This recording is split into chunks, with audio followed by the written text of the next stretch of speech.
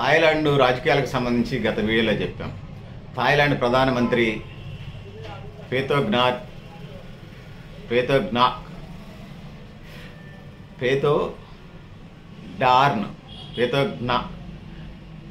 PETHONGTNARN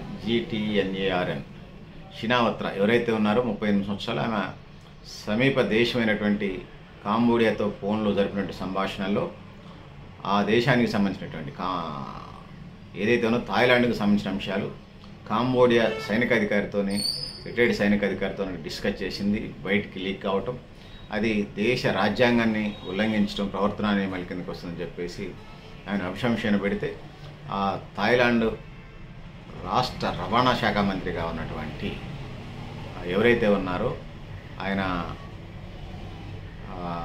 సూర్య జుంగ్రంగ్ రింగ్కిట్, మళ్ళీ చెప్తాను, రవాణా శాఖ మంత్రి ప్రధానమంత్రి అయ్యాడు థాయిలాండ్లో. ఆయన పేరు సూర్య జుంగ్రంగ్ రింగ్కిట్.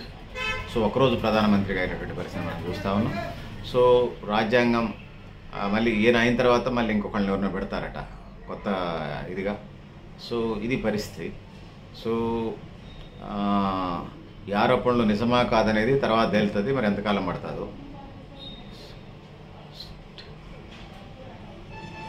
పేతోగ్నాక్ షినావత్రా, ఈ షినావత్రా అమెరికా థాయిలాండ్ ప్రధానమంత్రి షినావత్రా 38 సంవత్సరాల ఆమెకు సంబంధించి అంటే వారసత్వ క్రమంలో ఉప ప్రధానిగా ఉన్న సూర్య రింగ్కిట్ 70 చేతికి అదిగా ప్రధానమంత్రి పదవి అప్పచెప్పారు. సో బ్యాంకాక్ ప్రధాన కార్యాలయం 93వ వార్షికోత్సవ వేడుకల్లో పాల్గొనడం ద్వారా తన బాధ్యతను ప్రారంభించారు. అయితే పదవి కాలం ఒకే ఒక రోజుకి పరిమితం కాలని ముందుగా నిర్ణయించిన షెడ్యూల్ ప్రకారం గురువారం కేబినెట్ పునర్వ్యవస్థీకరణ జరుగుతుందనేది, దాని తర్వాత ప్రధానమంత్రి ఎవరైతే తెలియచ్చు. సో ఒక ఫోన్ కాలు మళ్ళీ సెల్ ఫోన్ లేకపోతే దేశ భద్రత తిరిగి ఉండేది మనుషులు పంపించుకున్నట్టు. సో ఇది పరిస్థితి.